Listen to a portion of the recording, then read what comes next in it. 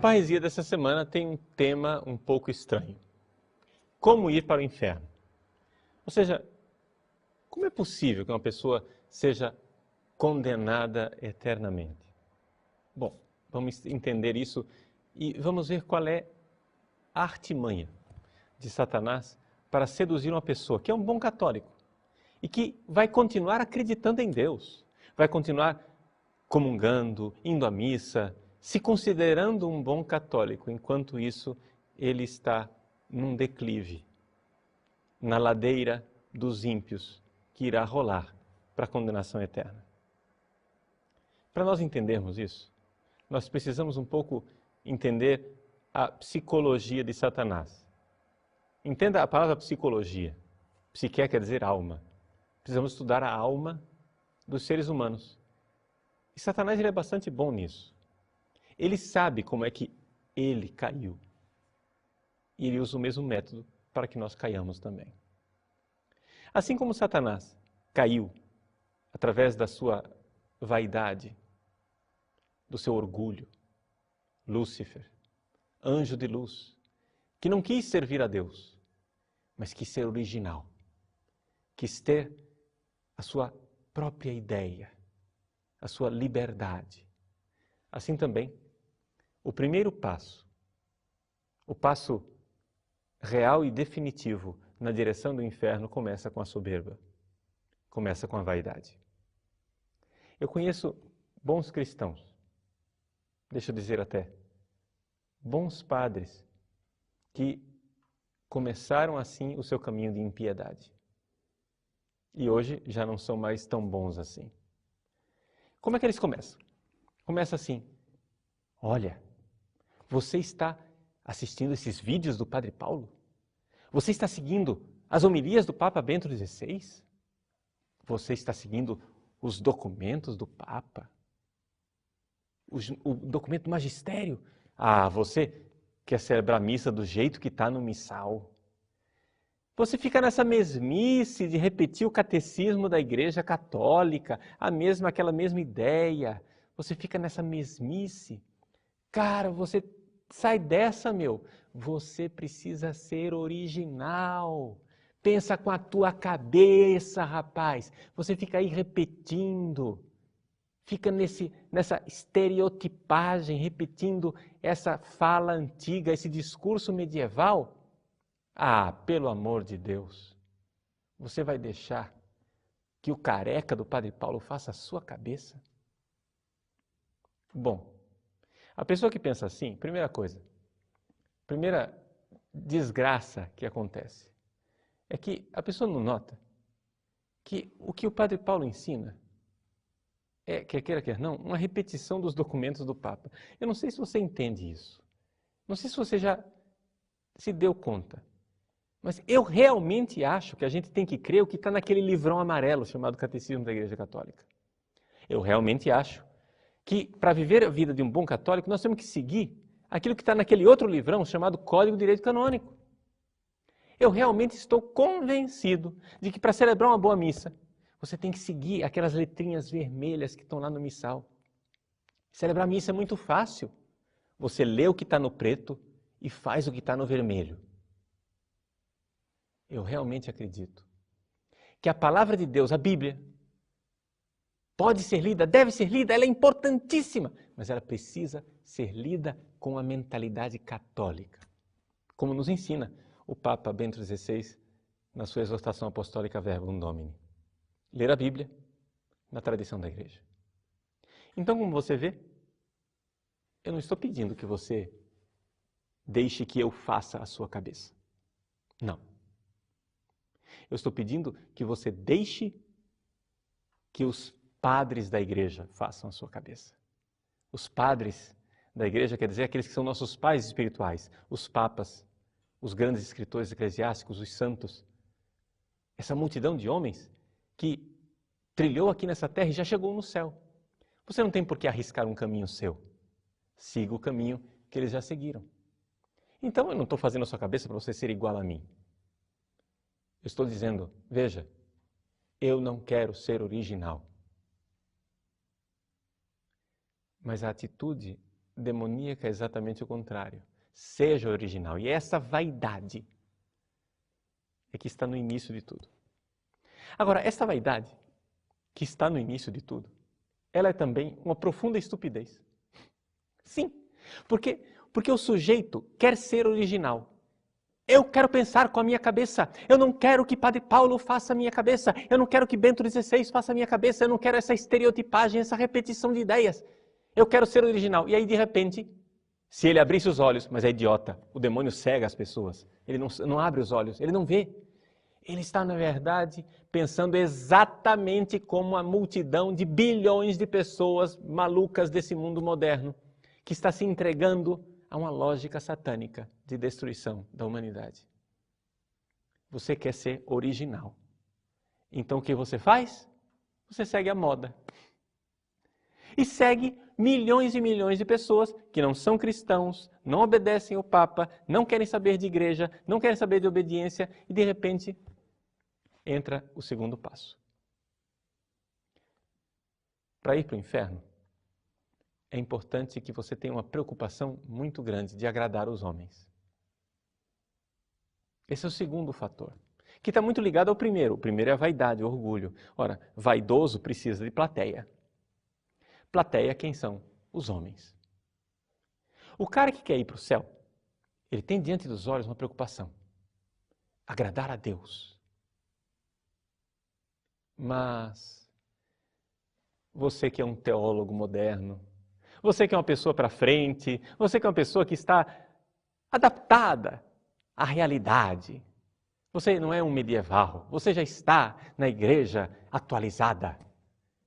A igreja 2.0, né? A nova igreja, não essa igreja antiga, esclerótica. Você que é um cara do momento, você não está preocupado em agradar a Deus, porque afinal o inferno não existe. Isso é um dos primeiros dogmas que cai do artigo da fé, dos artigos da fé, quando um sujeito está no declive que vai para o inferno. É um passo importante. Se você quer ir para o inferno, primeira coisa que você tem que fazer, deixar de crer, é deixar de crer no inferno. Deus é bonzinho. Deus não é pai todo-poderoso. Ele é um vovô todo tolerante. Deus é mais parecido com o Papai Noel. Ho, ho, ho.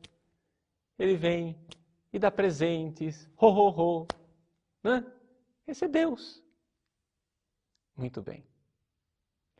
Você não precisa agradar a Deus. O vovô vai sempre gostar do netinho querido. O que você precisa é agradar os homens. Porque você precisa de aplauso. Você precisa mostrar que você é para frente. Que você é um catequista, mas você é um catequista moderno, arrojado.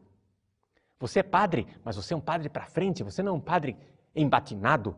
Porque, afinal das contas, essa batina preta, isso daí é ave de mau agouro. Você precisa ser muito moderno. E então, você dá esse segundo passo. A tremenda preocupação de agradar os homens. Veja, você começou querendo ser livre. Mas o segundo passo é tornar-se escravo. Escravo da opinião pública. Se você quer ser um bom católico, você quer ir para o céu, você quer ser santo, meu irmão, saiba de uma coisa. Neste mundo aqui, esse mundo real, não o mundo da sua fantasia, não o mundo das suas doiduras, o mundo real. Nesse mundo aqui, você vai ser minoria. Isso quer dizer que você vai se sentir como um peixe fora d'água. Você não vai ter a sua turma, entendeu? Você não vai ter a sua tribo. A sua tribo vai ser aqueles poucos católicos que querem realmente ser católicos e estão preocupados com a salvação da sua própria alma. Você não vai ser aplaudido. Não vai ser aplaudido por nenhuma autoridade. Não vai ser aplaudido por uma multidão. Ninguém vai levantar palmas para você e dizer Hosana ao filho de Davi. Todo mundo vai querer apedrejar você. Então a primeira coisa, não seja suicida. Porque uma coisa é ser um mártir, outra coisa é ser um suicida. Saiba se retrair e não comprar briga à toa com o mundo moderno. A primeira grande batalha que você tem que travar é aqui dentro de você. Ajudar a sua família também a travar essa batalha. E se você não tem acesso à sua família para ajudá-la a travar essa batalha, ajude os seus irmãos e irmãs que estão nesta mesma luta. Essa é a primeira coisa. Claro que existe a fase missionária, de trazer mais irmãos para essa fraternidade, sim. Mas, em primeiro lugar, nunca seja presunçoso de achar que você já está a salvo. Você está sempre numa batalha. Porque se você quer ser de Deus e quer temer a Deus, saiba, você comprou uma briga desgraçada com o demônio. E a palavra desgraçada aqui é muito correta. É uma briga desgraçada, porque o demônio não tem a graça de Deus. Você, graças a Deus, tem a graça de Deus e você, com a graça de Deus, irá brigar. Mas saiba que a luta está lá. Primeiro passo, vaidade. Segundo passo, não temer a Deus, querer agradar os homens. E a partir disso, você vai começar a fazer deformações da fé. Você começa a criar um Deus que agrada aos homens. Você começa a criar uma igreja que agrada aos homens. Você cria a igreja dos sonhos do mundo moderno. Uma igreja onde o Papa circula na Praça de São Pedro e distribui alegremente camisinhas para todo mundo. Essa é a igreja dos seus sonhos. Ah, essa igreja vai ser aplaudida? A igreja onde os padres celebram um casamento gay? Ah, isto é que é uma igreja arrojada? A igreja onde as mulheres são ordenadas padre, onde os padres podem se casar ou não se casar, ser divorciados, porque afinal o casamento é uma instituição burguesa, não é verdade? Para que isto? Meus irmãos, um Deus que agrada a todo mundo. Mas esse Deus se parece tão pouco com o Deus que foi crucificado. Jesus não agradou. Jesus foi crucificado. Infelizmente, esse pessoal que está no declive e que se fecha para a verdade de Deus, eles realmente não entenderam ainda. Não entenderam qual é o significado real e verdadeiro de que o princípio da sabedoria é temer a Deus.